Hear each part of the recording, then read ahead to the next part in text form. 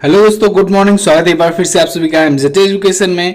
आज है 30 अगस्त। आज की वीडियो में हम लोग बात करेंगे 30 अगस्त 2021 के करंट अफेयर के सभी इंपॉर्टेंट क्वेश्चंस के बारे में। पूरी वीडियो ध्यान से देखिएगा, पूरी वीडियो डिटेल में आपको समझाई गई है। अगर वीडियो पसंद आए तो इसको लाइक और शेयर जरूर कर देना। सब्सक्राइब कर लीजिए चैनल को, अगर आपने अभी तक नहीं किया है तो बेल आइकन को प्रेस कर लीजिए नोटिफिकेशन पाने के लिए।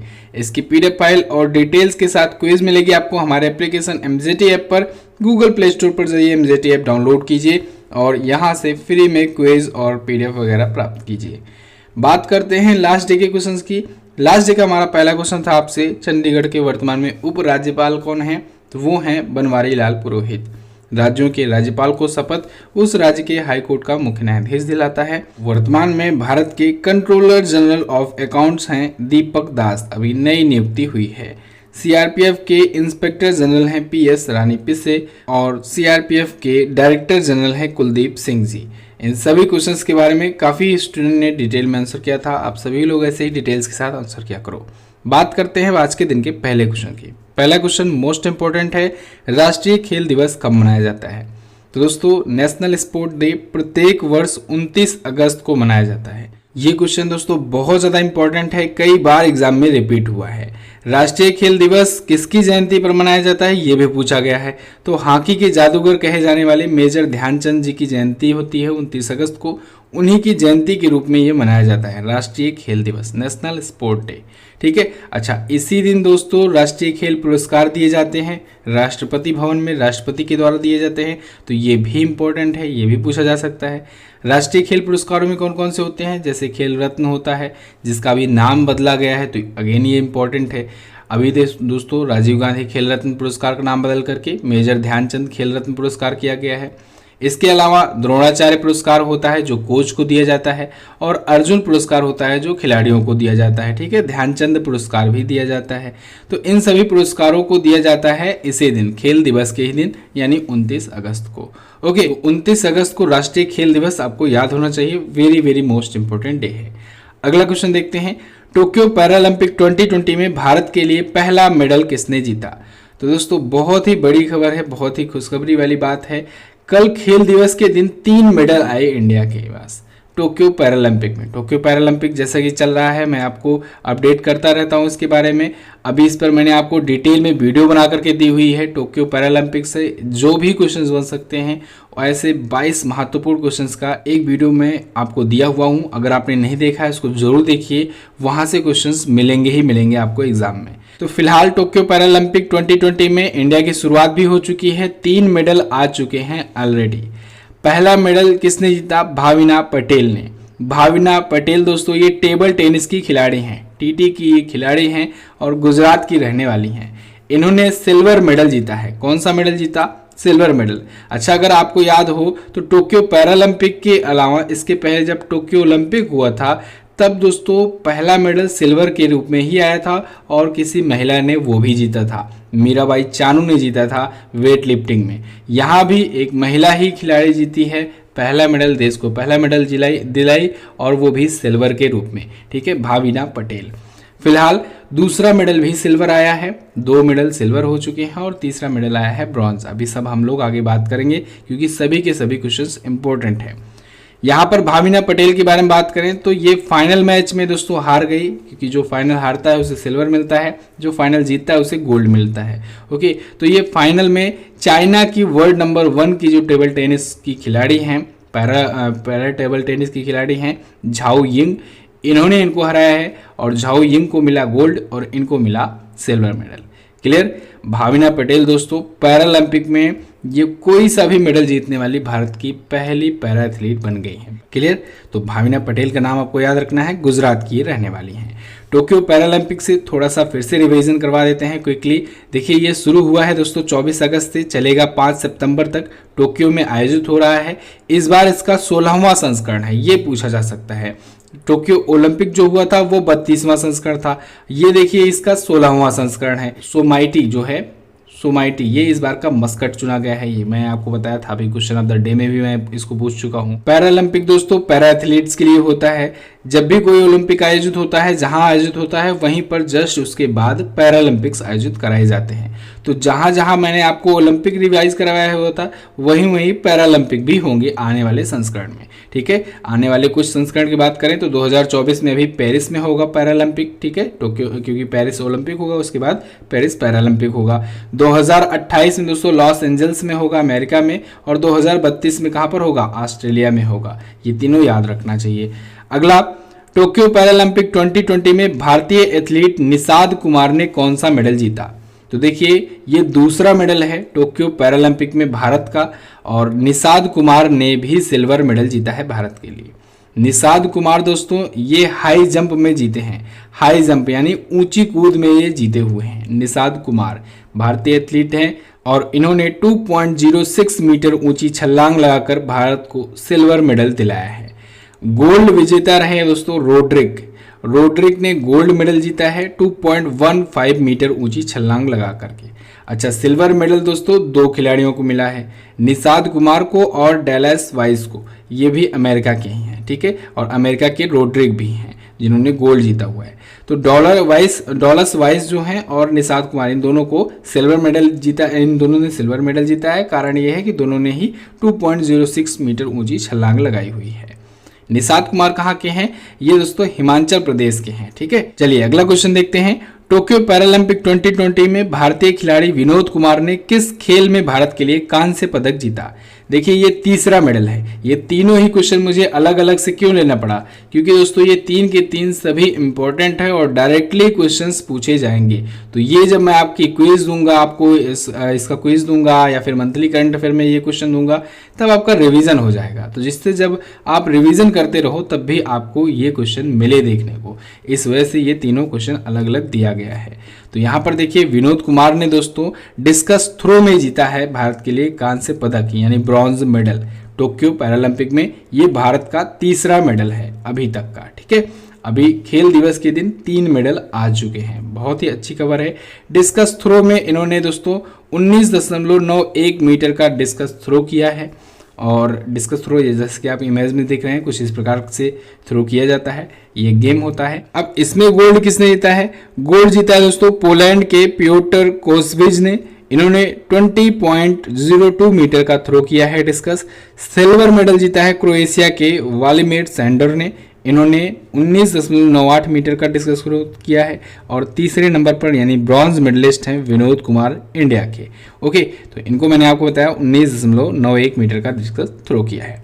टोक्यो पैरालंपिक चल रहे हैं दोस्तों, तो हम सभी लोगों को चाहिए इनको भी थोड़ा सा प्रमोट करें, इनका भी मनोबल बढ़ाएं। तो अगर आप ट्विटर यूज करते हैं तो इनके ट्वीट्स को या फिर इनसे रिलेटेड जो न्यूज़ हैं उनको रीट्वीट करें, जिससे ये लोग ट्रेंड कर सके। और भी जहाँ जहाँ पर हो सके अपने हिसाब से इन खिलाड़ियों को भी प्रमोट किया जाना चाहिए। जैसे हम सभी देशवासियों ने टोक्यो ओलंपिक के खिलाड़ियों को इतना सम्मान दिया, वैसे ही इन लोग को भी देना चाहिए जो टोक्यो पैरालंपिक के जो भारत के खिलाड़ी गए हुए हैं। ओके, चलिए अगला क्वेश्चन देखते हैं। LIC ने अपने एजेंट्स को जोड़ने के लिए कौन सा ऐप लॉन्च किया। तो LIC ने दोस्तों अभी हाल ही में आनंदा ऐप लॉन्च किया है। आनंदा ऐप के बारे में मैं पहले भी आपको बता चुका हूँ। आनंदा ऐप फाइनली लॉन्च हो चुका है। जब इसकी घोषणा हुई थी तब भी मैंने आपको बताया था कुछ महीनों पहले। आनंदा एप्लीकेशन क्या करेगा, आनंदा एप्लीकेशन के थ्रू दोस्तों LIC जो है वो अपने सभी एजेंट्स के माध्यम से कस्टमर्स को जोड़ेगा। जो भी कस्टमर्स उसके बन सकते हैं, जो संभावित कस्टमर हैं जो आगे चल करके LIC का प्रोडक्ट ले सकते हैं, तो ऐसे कस्टमर को जोड़ने के लिए ये आनंदा ऐप लॉन्च किया गया है। आनंदा का फुल फॉर्म देखिए, आत्मनिर्भर agents new business digital application. ये एक ऐसा एप्लीकेशन होगा जो एजेंट्स को आत्मनिर्भर बना देगा, यानी कि एजेंट्स जो होंगे उनको उनका डॉक्यूमेंटेशन कम से कम कर देगा। साथ ही साथ ये प्रोसेस जो है वो ऑटोमेटिक कर देगा। ठीक है, उनको डिजिटली ज़्यादा मदद दी जाएगी, ज़्यादा दौड़ भाग उनको नहीं करनी पड़ेगी। डिजिटली ही वो अपने जो कस्टमर्स हैं उनसे कंसल्ट कर सकेंगे, उनको डील कर सकेंगे। LIC आई है। LIC दोस्तों ये जीवन बीमा में अगर बात करें भारत की सबसे बड़ी कंपनी है। दुनिया में इंश्योरेंस कंपनीज के मामले में ये 10th मोस्ट वैल्यूएबल है और 3rd मोस्ट एक स्ट्रॉन्गेस्ट बीमा कंपनी है, इंश्योरेंस कंपनी है। LIC life insurance corporation of India limited.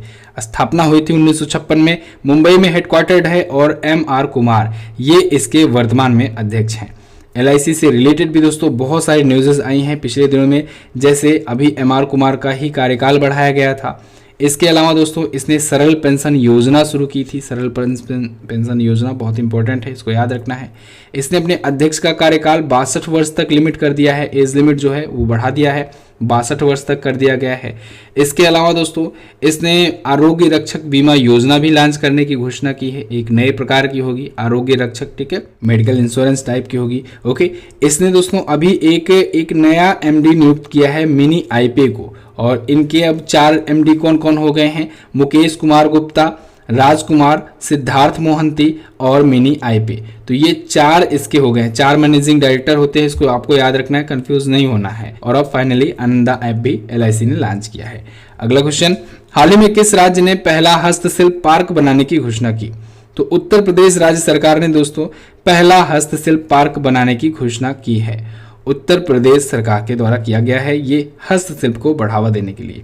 50 एकड़ के क्षेत्र में ये पार्क जो होगा ये बनाया जाएगा। इसमें बहुत सारे इन्वेस्टर्स, बहुत सारे इंडस्ट्रियलिस्ट अपना इन्वेस्टमेंट करेंगे और कारखाने, फैक्ट्रियां वगैरह स्थापित करेंगे। ओके, इससे हैंडलूम सेक्टर को बढ़ावा तो मिलेगा ही मिलेगा, साथ ही साथ और भी लोगों को रोजगार वगैरह मिलेगा इन फैक्ट्रियों के माध्यम से। कहाँ पर स्थापित किया जाएगा? तो ये यमुना एक्सप्रेसवे औद्योगिक विकास प्राधिकरण यानी YIDA जो है उसके सेक्टर 29 में स्थापित किया जाएगा। क्लियर? अब उत्तर प्रदेश आया है। उत्तर प्रदेश से रिलेटेड अभी पिछले दिनों में कौन कौन सी न्यूज आई थी, कौन कौन सी घटनाएं हुई, उनका रिवीजन करते हैं। जैसे उत्तर प्रदेश के अभी पूर्व मुख्यमंत्री कल्याण सिंह जी का निधन हो गया है। उत्तर प्रदेश ने दोस्तों 1 करोड़ युवाओं को, 1 करोड़ यूथ को टैबलेट और स्मार्टफोन देने की घोषणा की है। उत्तर प्रदेश के CM जो योगी आदित्यनाथ जी हैं, इन्होंने मेरठ में स्पोर्ट यूनिवर्सिटी स्थापित करने की भी घोषणा कर दी है। सहारनपुर जिले में दोस्तों आतंकवाद विरोधी दस्ते के लिए प्रशिक्षण केंद्र स्थापित किए जाएंगे। आतंकवाद विरोधी दस्ता यानी ATS विरोधी दस्ते के लिए एक ट्रेनिंग सेंटर स्थापित किया जाएगा। इसके अलावा अभी एक लिस्ट आई थी दुनिया के सबसे प्रदूषित शहरों की लिस्ट। इसमें यूपी का गाजियाबाद शहर जो है ये दुनिया का दूसरा सबसे प्रदूषित शहर घोषित हुआ था। और उत्तर प्रदेश ने दोस्तों काकोरी कांड का नाम बदला है, कई सारे नाम भी बदले हुए हैं, जैसे काकोरी कांड का नाम बदल करके काकोरी ट्रेन एक्शन कर दिया है। और अलीगढ़ का नाम हरिगढ़ होने वाला है, इसके लिए भी प्रस्ताव पारित हो गया है वहाँ के पंचायतों के द्वारा। फिलहाल जब ये फाइनल हो जाएगा तो मैं आपको बताऊंगा, ठीक है। नोएडा में फिल्म सिटी स्थापित की जा रही है 1000 एकड़ में। नोएडा में ही दोस्तों पॉड टैक्सी सर्विस चलाई जाएगी, भारत की पहली ऐसी पॉड टैक्सी सर्विस होगी जो ड्राइवरलेस होगी, यानी उसमें ड्राइवर नहीं होंगे, ऑटोमेटिक चलेगी, ठीक है। तो ये सभी न्यूज़ जो है आपको याद रखने चाहिए। चलिए अगला क्वेश्चन देखते हैं। शेयर्ड डेस्टिनी 2021 नामक बहुराष्ट्रीय अभ्यास किस देश में आयोजित होगा? तो शेयर्ड डेस्टिनी 2021 नाम का एक बहुराष्ट्रीय अभ्यास यानी मल्टीनेशनल एक्सरसाइज आयोजित होगा चाइना में। ये मल्टीनेशनल एक्सरसाइज दोस्तों चाइना के मध्य हेनान प्रांत में आयोजित होगी और इसमें चाइना, मंगोलिया, थाईलैंड और पाकिस्तान की सेनाएं शामिल होंगी, हिस्सा लेंगी। 6 सितंबर से 15 सितंबर 2021 के बीच में ये अभ्यास आयोजित होगा। इन चारों देशों के बीच में ये पहला शांति रक्षा अभ्यास है। अब दोस्तों सैन्य अभ्यास से यानी मिलिट्री एक्सरसाइज से रिलेटेड क्वेश्चन आया है, उनका भी रिवीजन करते हैं। रिवीजन देखिए बहुत जरूरी है, जब रिवीजन आप करते रहोगे ना तो चीज़ों को भूलोगे नहीं जल्दी। अभी देखिए काजिंद नाम का अभ्यास होने की घोषणा हुई है। काजिंद नाम का अभ्यास चल रहा है, ये भारत और कजाकिस्तान के बीच में हो रहा है, इस बार 5वां संस्करण है। काजिंद के पहले अभी वर्तमान बात करें तो भी मालाबार हुआ। मालाबार अभ्यास में क्वाड कंट्रीज के बीच में होना था, ये मैंने आपको बताया था, ठीक है। मालाबार अभ्यास जिसमें भारत, ऑस्ट्रेलिया, जापान और अमेरिका के बीच में होना था, ठीक है, भारत के क्वाड कंट्रीज के बीच में। एक और क्वाड कंट्रीज है जिसके बारे में मैं ऑलरेडी बता चुका हूँ। फिलहाल यहाँ पर भारत और इंडोनेशिया के बीच में अभी कॉर्पोरेट नाम का एक अभ्यास हुआ, 36वां संस्करण था। इंडिया और रशिया के बीच में अभी इंदिरा 2021 नाम का अभ्यास हुआ। एक अभी जायद तलवार नाम का अभ्यास हुआ दोस्तों भारत और UAE के बीच में। अभी भारत और कतर के बीच में एक अभ्यास हुआ था जायर अल बहर नाम से, तो जायर अल बहर नाम का भी याद रखना है आपको। इसके अलावा भारत और सऊदी अरबिया के बीच में अभी हुआ अल मोहद अल हिंदी 2021। क्या? अल मोहद अल हिंदी 2021, ये भारत और सऊदी अरब के बीच में हुआ था। क्लियर? तो ये सभी मिलिट्री एक्सरसाइजेस को आपको याद रखना है, रिवीजन करते रहना है। अगला क्वेश्चन है, हाल ही में किस कंपनी ने बी इंटरनेट ऑसम कार्यक्रम लॉन्च किया? तो अभी हाल ही में गूगल ने ये कार्यक्रम लॉन्च किया है, बी इंटरनेट ऑसम। ये दोस्तों ये खास करके तो बच्चों के लिए लॉन्च किया गया है, बच्चों के लिए सेफ इंटरनेट एक्सेस करने के लिए लॉन्च किया गया है। साथ ही साथ इसमें दोस्तों इंटरनेट पर कोई गलत सूचना को फैलाने में जो फैलाते हैं उन पर रोक लगाई जा सकेगी, धोखाधड़ी के मामले रोके जा सकेंगे, बाल सुरक्षा संबंधी खतरों से बचाया जा सकेगा, जो फिशिंग मामले आते हैं उनसे बचाया जा सकेगा। ठीक है, तो साफ तौर पर मतलब मोटा मोटा कहें तो बच्चों को सेफ इंटरनेट एक्सेस प्रोवाइड करने के लिए ये प्रोग्राम लॉन्च किया गया है गूगल के द्वारा। गूगल की स्थापना 1998 में हुई थी। सुंदर पिचाई जी दोस्तों इसके सीईओ हैं। गूगल की पेरेंट कंपनी है अल्फाबेट, और अभी अल्फाबेट के भी सीईओ बना दिए गए सुंदर पिचाई, ये भारतीय मूल के हैं। क्लियर। अगला क्वेश्चन है आईटीबीपी के नए महानिदेशक कौन बने? तो आईटीबीपी के नए महानिदेशक दोस्तों बन गए हैं संजय अरोड़ा। संजय अरोड़ा जी दोस्तों 1988 बैच के 1988 बैच के ये तमिलनाडु कैडर के आईपीएस यानी इंडियन पुलिस सर्विसेज के ऑफिसर हैं। देखिए, जो महानिदेशक नियुक्त किए जाते हैं जो सशस्त्र बलों के पैरामिलिट्री फोर्सेस के होते हैं वो आईपीएस के रैंक के अधिकारी होते हैं। जो दोस्तों सचिव नियुक्त किए जाते हैं वो आईएएस रैंक के अधिकारी होते हैं। ठीक है, जो सचिव नियुक्त होते हैं। और जो विदेशों में जो एम्बेसडर नियुक्त होते हैं उनके लिए मैं आपको बताता हूँ आईएफएस यानी इंडियन फॉरेन सर्विसेज के ऑफिसर्स, तो वो आईएफएस लेवल के होते हैं। तो इसको आपको बार बार बताने की जरूरत नहीं पड़नी चाहिए, इसको आपको अंडरस्टैंड कर लेना है। ठीक है, तो यहाँ पर आईटीबीपी के जो महानिदेशक हैं ये संजय अरोड़ा जी नियुक्त किए गए हैं। आईटीबीपी यानी इंडो तिब्बतियन बॉर्डर पुलिस, तो ये एसएस देसवाल जी की जगह पर आए हैं जो 31 अगस्त को रिटायर होंगे। अभी मैंने इनके बारे में आपको बताया था। ठीक है, अभी कुछ दिन पहले ही मैंने आपको पंकज कुमार सिंह के बारे में बताया था जो बीएसएफ के दोस्तों नए बने हैं महानिदेशक। अच्छा, कौन क्या है वर्तमान में, कहाँ के किस किस पैरामिलिट्री फोर्सेस के कौन कौन दोस्तों महानिदेशक हैं, या फिर और भी पदों पर जो बड़े बड़े पद हैं जैसे सीजीए हुआ, सीएजी हुआ, और भी बहुत सारे चुनाव आयोग में हुए, ये सभी पदों पर कौन कौन नियुक्त हैं इनके लिए मैंने आपको एक वीडियो दी है कौन क्या है। अभी 2 दिन ही हुए हैं वीडियो को अपलोड हुए, आप लोग जाकर के चैनल पर देखेंगे, रिसेंट में ही मिल जाएगा, इसको जरूर देखिएगा। यहाँ से क्वेश्चंस तो आपको मिलेंगे ही मिलेंगे। उसमें भी मैंने यहाँ पर अपडेटेड करके बताया हुआ था आईटीबीपी के बारे में, तो आप उसे देख सकते हैं, वह बिल्कुल अपडेटेड है, आपको टेंशन लेने की जरूरत नहीं है। आईटीबीपी के बारे में बात करें तो फिलहाल दोस्तों 1962 में स्थापित हुआ था, नई दिल्ली में हेडक्वार्टर्ड है, और इसका मोटो होता है शौर्य, दृढ़ता और कर्मनिष्ठा।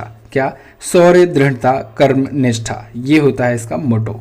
अगला क्वेश्चन देखते हैं, प्रति वर्ग मील में दुनिया में सबसे अधिक सीसीटीवी कैमरे लगाने वाला शहर कौन बना? तो वो बन गया है दोस्तों नई दिल्ली। दिल्ली शहर जो दोस्तों जो है वो प्रति वर्ग मील में यानी कि प्रति स्क्वायर मील में दोस्तों सीसीटीवी कैमरे लगाने के मामले में सबसे आगे है। दुनिया भर में अभी 150 से ज्यादा शहरों के बीच में एक रैंकिंग जारी की गई, एक लिस्ट जारी की गई, जिसमें प्रति वर्ग मील में सीसीटीवी कैमरे लगाने के मामले में दिल्ली जो है ये टॉप पर है। ये लिस्ट फोर्ब्स इंडिया के द्वारा जारी की गई थी। अभी देखिए दिल्ली ने दोस्तों न्यूयॉर्क, लंदन, संघाई, ये जैसे बड़े बड़े जो शहर हैं इनको भी पीछे छोड़ दिया है। कारण क्या है? कारण है पॉपुलेशन। एक तो पॉपुलेशन सबसे बड़ा कारण है, दूसरा कारण है क्राइम। ठीक है, तो क्राइम भी ज़्यादा होते हैं तो इन पर भी कंट्रोल अब पाया जा सकेगा, और ये बहुत ही अच्छी खबर है। देखिए 1826 सीसीटीवी कैमरे लगे हुए हैं प्रति वर्ग मील में ऑन एन एवरेज। ठीक है, 1826.6 सीसीटीवी कैमरा। सीसीटीवी का फुल फॉर्म होता है closed circuit television. Okay, India के बाकी के शहरों के बारे में बात करें तो चेन्नई इस लिस्ट में तीसरे स्थान पर है और मुंबई है 18वें स्थान पर सीसीटीवी के मामले में। ये भारत के टॉप 3 सिटीज हैं। क्लियर? तो बस दोस्तों ये तो थे हमारे आज के दिन की टॉप 10 करंट अफेयर के क्वेश्चंस। कैसी लगी वीडियो आपको कमेंट करके जरूर बताना है कैसी लगी है, और अगर पसंद आई है तो इसको लाइक कर दीजिए, शेयर कर दीजिए अपने दोस्तों के पास। आज शाम को मिलते हैं 7 PM पर लाइव टेस्ट के साथ, तो आप लोग जरूर आइएगा। लाइव टेस्ट जीके का होगा। चलिए बात करते हैं दोस्तों क्वेश्चंस ऑफ द डे की। आज का पहला क्वेश्चन आपके लिए इसी वीडियो से है, राष्ट्रीय खेल दिवस किसकी जयंती पर मनाया जाता है? वर्तमान में केंद्रीय श्रम और रोजगार मंत्री कौन है? सोनू सूद की फ्री IAS स्कॉलरशिप योजना का क्या नाम है? अभी मैंने आपको 2 दिन पहले बताया था। नेपाल की संसद का क्या नाम है? सभी क्वेश्चंस के बारे में आपको जो पता हो डिटेल में जरूर आंसर करना। वीडियो आप देख लियो हो, जाओ इसकी क्विज भी सॉल्व कर लो। क्विज मिलेगी आपको MZT ऐप पर, गूगल प्ले स्टोर पर जाना है, MZT एप्लीकेशन डाउनलोड कर लेना है। टेलीग्राम ग्रुप पर जुड़ करके आप इमेज फॉर्मेट में सिर्फ 1 मिनट में आप रिवीजन कर सकते हो। 1 मिनट से भी कम समय में आप 10 क्वेश्चंस का रिवीजन कर सकते हो। हिंदी और इंग्लिश दोनों लैंग्वेज में टेलीग्राम ग्रुप पर हमारे ये पेजेस दिए जाते हैं करंट अफेयर के क्वेश्चन 1 लाइनर के रूप में। ठीक है, तो आपको टेलीग्राम पर जाना है, MZT एजुकेशन सर्च करना है और ग्रुप को ज्वाइन कर लेना है। चलिए बस फिलहाल रखते हैं दोस्तों इतना ही वीडियो को एंड तक देखने के लिए बहुत बहुत धन्यवाद। मिलेंगे अगली वीडियो में, तब तक के लिए नमस्कार, जय हिंद, वंदे मातरम।